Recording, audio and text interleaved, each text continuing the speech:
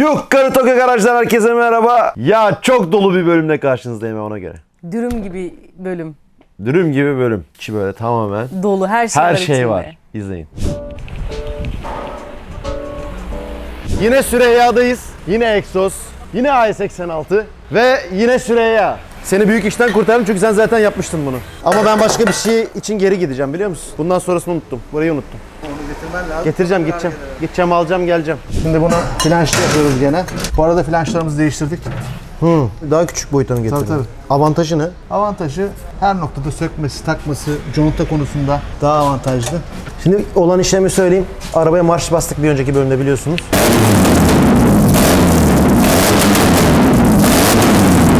Ama o patır kütür egzoz bağlı olmadığı için o kadar gürültülü çalışmıştı. Şimdi normalde A86'nın motorunun egzozu bu taraftan geliyor. Şimdiki bu taraftan geliyor. Beamsync'i yani şeyleri farklı. O yüzden buraya kadar gelen bu sistem değişecek. Burayı yaptık, gördün.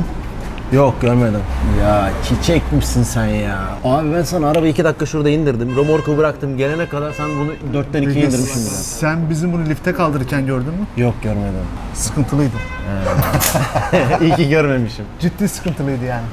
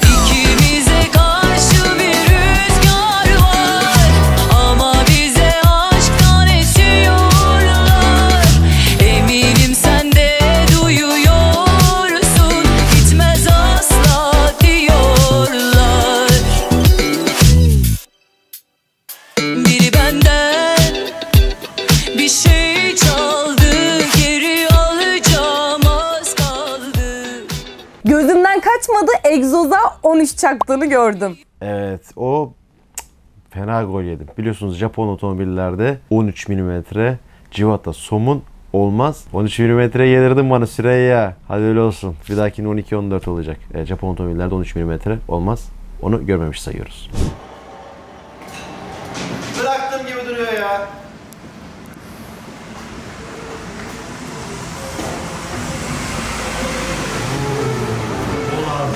Ayar yapmamız için. Getirdim.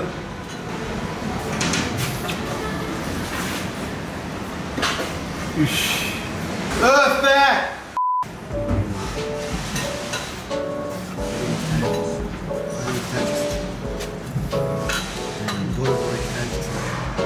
Çok güzel. Boşluklar falan da çok güzel. Ben bunu kaplatacağım ya. Şey sarılacak bu. Paslanmaz. Metal kaplama yapıyor ya, altında izolasyon. Sistem çok iyi ya. Biri benden bir şey çaldı, geri alacağım az kaldı. Sana doğru bir yol vardı, bulacağım söz az kaldı. Bir önceki A86'da bak o karbüratörlü motorladım. Öyle tatlı bir ses aldım ki.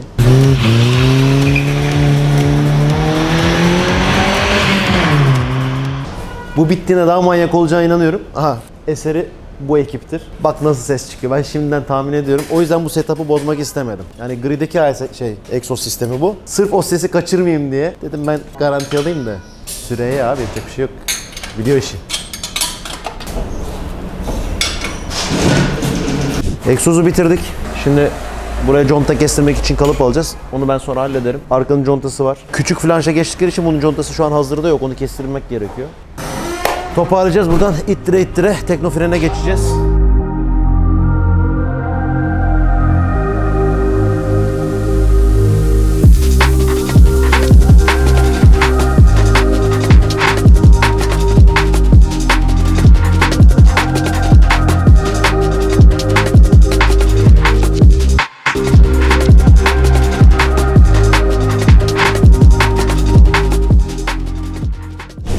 Geldik Teknofren'e yeniden.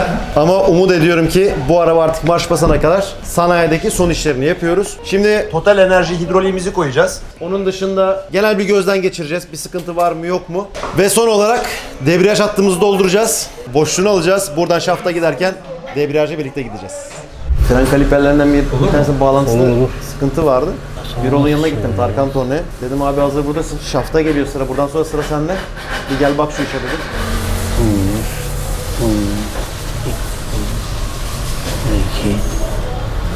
21. 21 değil mi? Sağ ol kardeşim. Bu yönde de aklımda bir düşünce var ama becerebilir miyiz bilmiyorum. Bir şey söyleyeceğim. Sorun ne şaftla ilgili? Sıkıntı mı var? Ben duyamadım orada. Uğultu var. Şimdi şaftla ilgili sorun ne biliyor musun? Benim otomobilden AS86'dan zaten çok sayılı var. Fakat bu motor şanzıman kombinasyonundan hiç yok. Dolayısıyla bu şanzımandan çıkan diferansiyele giden arada bir şaft vardır. Gücü aktaran. Yok. Hiçbir yerde bulamıyoruz. Bir yerde buldum.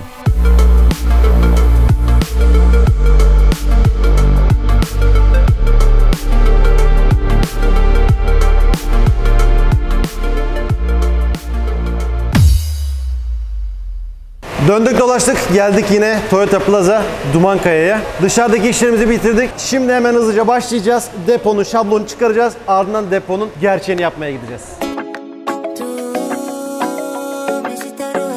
Niye bu arabanın deposu yok ya?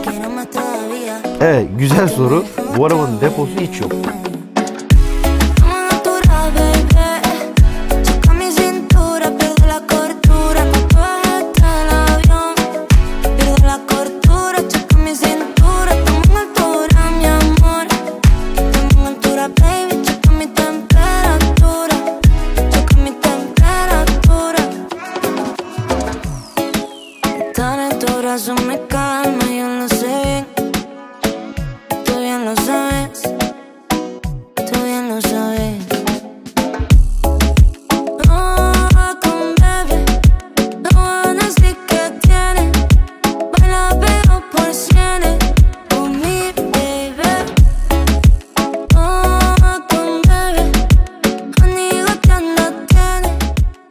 Evet, bir yere geldik. Son kapağımız kaldı. Bir gidelim bakalım ne durumdayız. Hiç bakmadık çünkü. Kestik biçtik, biraz da bize sürpriz olacak şimdi. Evet, tek şekli var, o da bu.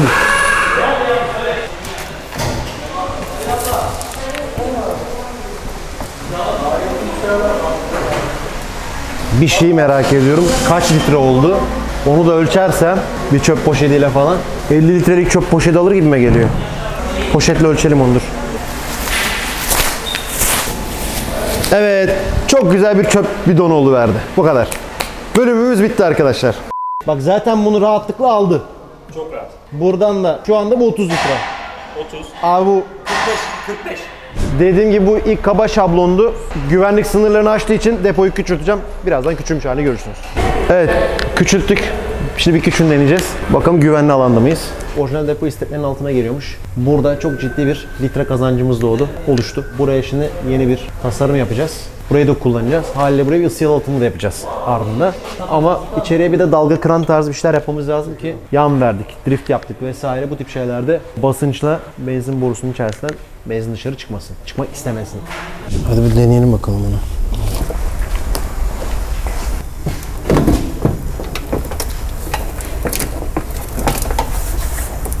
Çok yukarı çıkmayacak, biraz payımız olacak. Düşünüyorum. Evet diyorum. Biraz fazla mı gözüküyor acaba? Düz durursa problem yok. Bence tamam bu ya. Böylece hop buradan benzinde problemi de yaşamayacağız. Dalga kıran falan her şey yapabileceğim imkanım var içinde. Bu depoyu bir dolduruyorsun. İstanbul'dan Van'a gidiyorsun. Tamam abiciğim. Mis. Şamandıra ne gireceğimi inan ki bilmiyorum. Hiç araştırmadım. Yani AS86'nınki çok pahalı. Onun için hiç girmedim. Kullanmış $500. Yani gerek yok. Ben buna devre girerim, bir şey girerim. Bir tane Toyota'nınkini uydururum. Şamandıra mı var elinde yoksa? Ya sonuçta miktarı göstersin yeter. Olacak. Güzel bir şeyler olacak. Daha ne olsun? Ne o hakikaten elindeki? Şamandıra mı? Şamandıra. Şamandıra. Şamandıra ne biliyor musun? Arabanın benzini bitiyor ya. Benzini bittiğini nasıl anlıyorsun? Depodaki benzin azalırken suyun üzerinde yüzen küçük bir topçuk veya bir karecik bir şey vardır. O benzin azaldığı için benzin üstünde yüzüyor. Azaldıkça aşağı iniyor. Bir kol var böyle. Benzin ne kadar azaldığını söylüyor sana. Nasıl ya? Duba mı var aşağıda? Yaşa duba. Şamandır onun adı aslında. Peki. Şu an çok mantıklı gidiyor. Bu da çok tatmin etti beni. Ben bunu her şekilde devresine okuturum bir şekilde. Tek şu anda işime gelmeyen bu bağlantılar oldu. Bu plastik olması oldu. Onu alüminyumdan yapsam bu soketi de kurtarmışız aslında. Bak. Tamam ben buna o-ring yaparım. Gaza geldi. Kurtarıyor. Şöyle. Somun, kocaman bir somun. Tamam. Böyle kurtarıyor bu. Şurada bir tane o-ringimiz var depo ağzına. Buradan böyle sıkıyoruz bunu. Oldu o iş.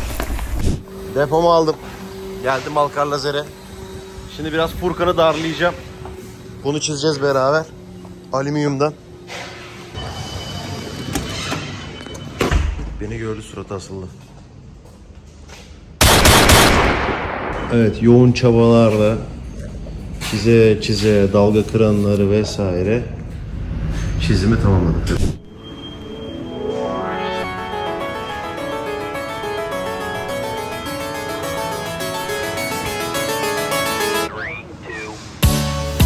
Var bir gariplik diyorsun, koyamadığın adını.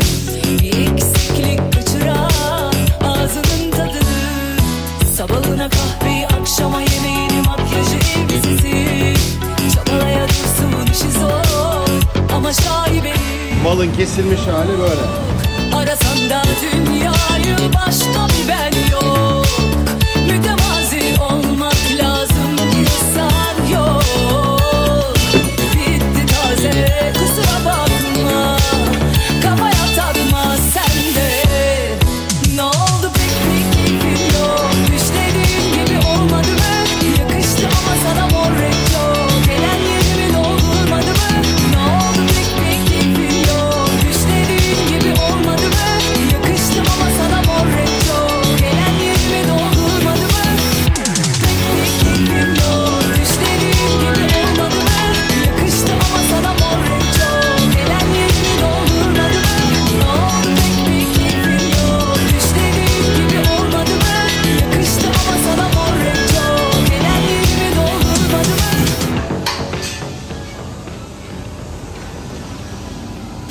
Birazdan yiyeceğim. Tamam, gayet güzel. Tamam. Onlar da kaynak boşlukları kurtarır zaten. Oldu bu iş. Senin videolarında en çok neyi seviyorum biliyor musun?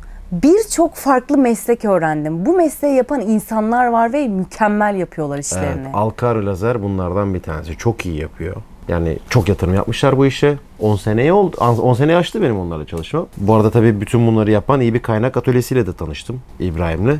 Erbaşlar Kaynak. Yani o da işinin ehli bir usta tabii. Şimdi ona geçiyoruz. Artık ne diyeyim bilmiyorum. Hayatımın yarısı bir Alkar Lazer'de geçiyor. Bir Erbaşlar Kaynak'ta. Geldim şimdi İbrahim'in yanına yeniden. Yüzünden okunduğu üzere yine bana ne getirdin? Ne uğraştırıyorsun beni diye. Ve başladık şimdi depoya. Kaynağına. Diyor ki çok kalın yapmışsın de. Evet. Bayağı bir kalın olmuş. Bayağı bir kalın yapmışım. Malzeme bu kardeşim. Malzeme bunu buldum. Başlayacağız. İşimiz uzun ve kolay değil. Ama güzel hazırlamışsın değil mi? Doğruyu söyle. Güzel. Gerçekten yani şu uğraş hazırlama değil, şu uğraş var ya, inanılmaz bir, hani belki oradan yansıtabiliyor mu kamera bu uğraşı ama gerçekten çok büyük bir şey var burada. Uğraştım. Emek var. O zaman şimdi arkanıza yaslanın, ses açın ve keyfini çıkarın.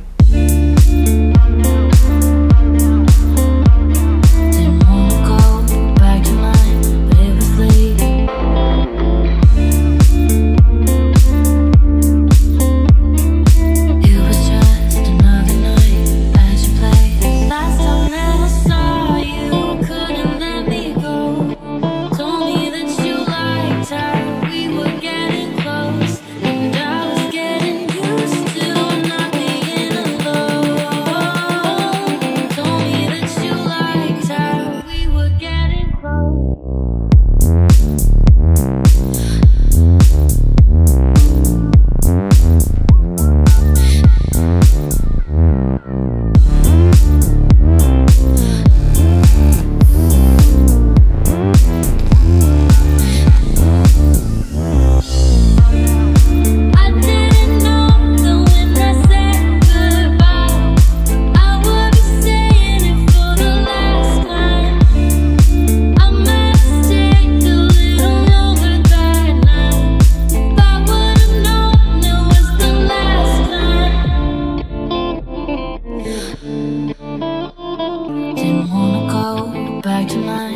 it was late.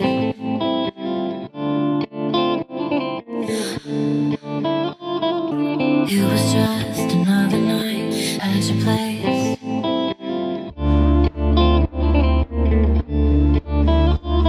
Didn't wanna go back to mine, but it was late.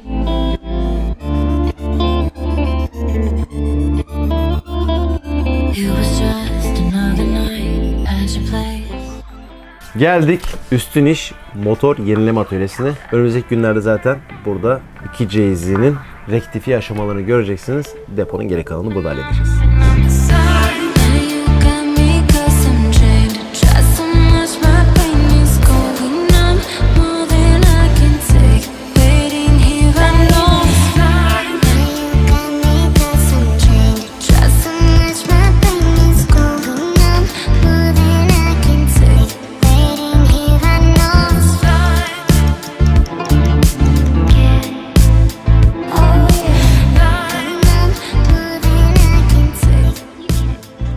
Daha önceki videolarımda da bahsetmiştim. Bunun adı kılavuz, işlemin adı kılavuz çekmek diye. Şimdi bu yuvarlak yerleri diş açıyoruz ki şu niperleri takabilelim.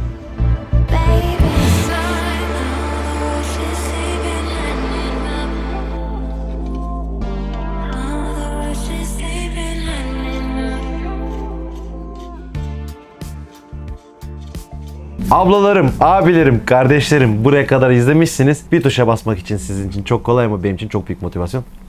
Abone olun. Şimdi depoyu da hallettik. Geldik esas şaft kısmına. Şaft kısmı biliyorsunuz çok problemliydi. Ramo sağ olsun parçayı gönderdi ve işimizi bitirdik. Çok güzel bir haber. Bir şaft buldum. Ramo sağ olsun. Ramo'dan bahsedeceğim kim olduğunu. Uydu. Depoyu da getirdim. Bakalım ne diyecek Selçuk. Tek parça. Bakalım olacak mı bilmiyorum. Bir bu var bir o var. Hafifmiş de.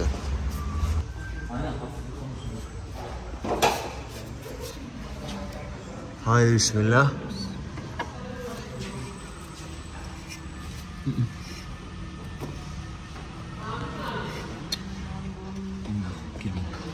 Bunun kendi aksi değil mi?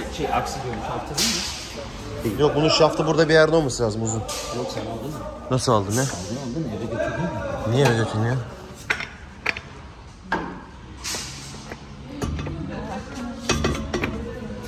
Ağzı kaldı.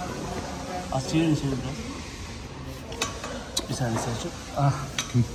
Vallahi de. Oh be. Oh be. Ha, oraya bir basket koyacağım. Şaka gibi neredeyse burası bile yakaladı. Evet, gittim AS86'ın diğer şaftını almaya. AS86'ın spor modellerinde bu şaft tek parça geliyor. Şimdi bunun kafasını değiştireceğiz. Kral yine sahalarda. Hoş geldin. Hoş bulduk. Biz beraber GTR'ın şaftını yapmıştık. Bundan bir sene öncesinde. Bir sene oldu değil mi? Oldu. Şimdi bir sene olmak üzere. Evet oldu. Oldu rahat oldu. Çok rahat oldu. GTR daha yürümedi. Ama AS86 yürüyor. Şimdi mevzuyu anlatıyorum. Şanzımanı değiştirdik biliyorsunuz. AS86'nın orijinalde çıkan freze bu. Fakat bizim taktığımız şanzıman frezesi bu. Zaten aradaki fark belli oluyor.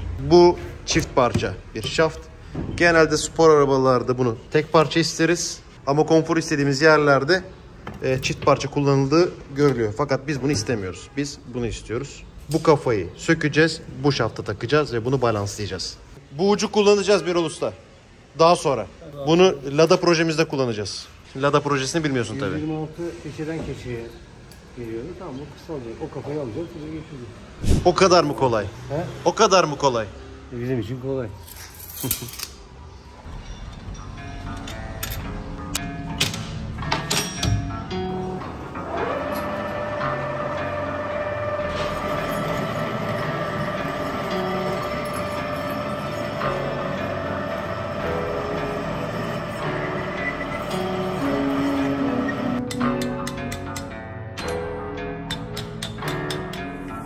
JT, go get him.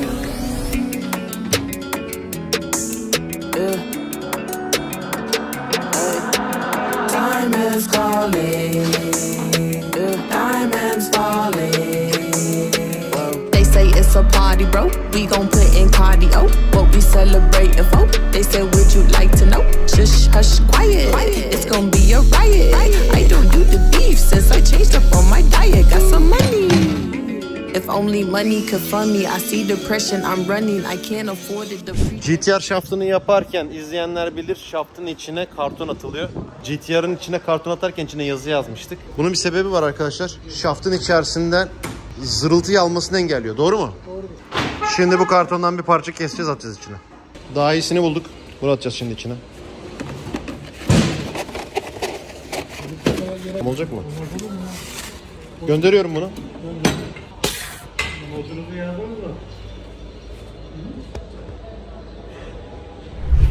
Bu arada biz bu kafayı çok aradık. Bulamadık. Bayağı şaftçılar, mafçılar bayağı uğraştık. Ve bunu kimde bulduk biliyor musunuz?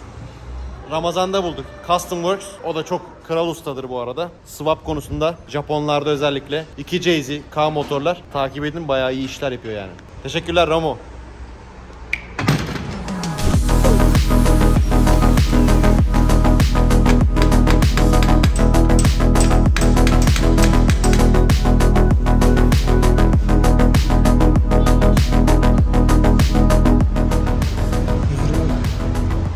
Uzun gibi. 126,5 ölçtüm ben de. Diyorum ki keçe yeni yerde çalışsın.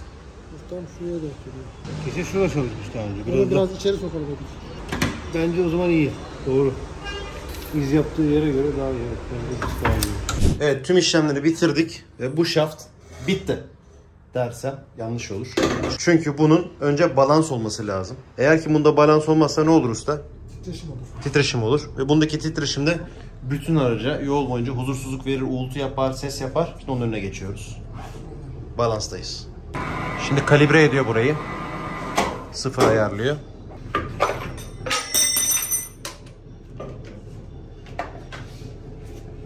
Bayağı kötü balans. Bunun sıfırlarda olması lazım. Sıfır ekran olması lazım.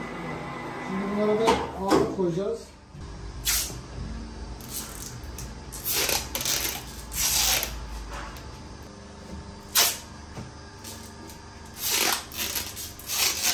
Şimdi bakalım. Yeah. Neredeyse. Tam sıfırlayacağız mı? Tam kaynakla yiyecek şimdi bunu. Kaynak ağırlığıyla toparlayacak mı?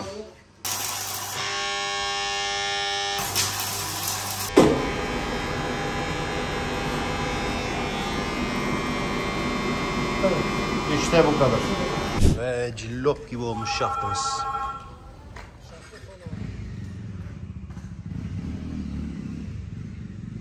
Oh, şaftımızı da bitirdik. Bakalım uyuyacak mı? Yani uyuyacak da yine de işte aksiyon yaratıyoruz.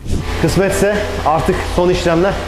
Şaft da geldi, depo da geldi. Onları bir test ediyoruz. Bakalım şaft nasıl olacak. Getir baba. Büyük an. Ben ısrarla tek parça yapacağımı belirtmiştim zaten. Ve bu kadar. Cuk. Egzozda işlem de istemiyor. Hiç gerek yok. Jilet. Sadece yakıt borularıyla biraz oynadık mı yeterli geliyor. Jilet. Ya işte bu kadar ya. Ben o zaman 4 tane cıvata buldum. Bak ne kadar güzel de oldu her tarafı. Oğlum araba var ya, yarı yerli oldu. Her şeyi Türkiye'de üretildi ya. İyi misin? İyiyim. Yani çok ilginç ya. Kesip pişip uydurman. Arabayı toplama yaptım bilgisayar gibi ya. Ama Annem sorardı, oğlum ne yapıyorsun derdi. Anne modifiye yapıyor derdim. Oğlum Türkiye'de modifiye bir şey yoktur, uydurma var derdi. evet, Anne fikrini de değiştiriyorum bak oğlun. Değil. bir araba bu kadar yerli olamaz. Sanki ne gibi biliyor musun? Yurt dışında... Aman ben anladım ne demek istediğini. Hiç o konulara girme. Şimdi son olarak bunu da yaptırdık. Yalnız ben bu depoda... bunlar da çok güzel durabilirmiş ya. Ya of be. Şu şöyle durduğunu düşünsene bak. Ama havşa açtım o kadar.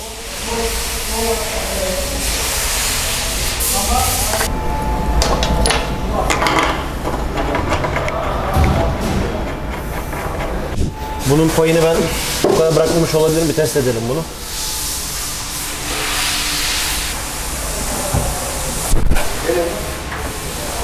Oradaki ayağa dayandı. Değil mi? Daha fazla yükseltemeyiz onu. Aynen. Ha? Köşe. Bir parça aşağı indir. Biraz yukarıda payı olsa sen biraz indir. Nasıl böyle? Sen tutacak mısın İbrahim bakayım? Tamam, tuttum ben. Bence bir problem yok. Diferansiyele doğru eğimin. Evet, zaten eğimli olacak. Aynen. Tamam, sorun yok, kalmadı sorun. Buranın ayağı. Oldu bu iş. Onu araba üzerinde yapacağız. Ben bunu boyamadan koymak istemiyorum abi. Çok leke belli ediyor bu. Aynen öyle. Ben buna bir statik siyah boya vereyim. Sadece kuşakla beraber. Ondan sonra kuşakları atacağız, bitecek iş. Aynen. İyi ya. Bu da bitti. Bir iş kaldı. Radyatörü taktık mı bu araba bitiyor. Normalde radyatörü de yetiştirebilseydik bu bölüme. Yok ki radyatör. Yok, onu da yapacağız. Radyatör kartondan mı yine? Arabanın hiçbir şey yok yemin ederim. Bu AS86 imkansızlıklar serisi oldu. Ama her şeyi ürettik şu ana kadar ya. Hiç yürüyen araban olmadı. Merak etme, yürüyen arabalarımda patlıyor zaten. Onun için artık o umudu kestim. Ama söz. AS86 bitsin. Var ya, hayvan gibi gazlama videoları gelecek. Söz verdim artık. Onu yapacağız. Çok az kaldı. 1-2 bölüme inşallah kısmetse, daha da sorun çıkmazsa öyle bir yardıracağız ki tabii projenin bir parçası olmak isterseniz de bitiyor. Yazlık ürünlerim gelecek. AS86 şapkalarımdan da almayı unutmayın. Bu arada birkaç adet kaldı hakikaten. Bunları geçen sene üretmiştik. Çok iyi. Ve bitiyorlar. Ve olmadıysanız lütfen kanalıma abone olun. Benim için en büyük motivasyon kaynağı. Bir sonraki bölümlere... Önümüzdeki hafta bir GTR videosu geliyor. Yani geliyor, bu kadar mutlu söylediğine bakmayın. Tam kötü bir şey onun için ama müthiş bir video geliyor. Müthiş bir video GTR videosu önümüzdeki hafta benim videom arkadaşlar, haberiniz olsun.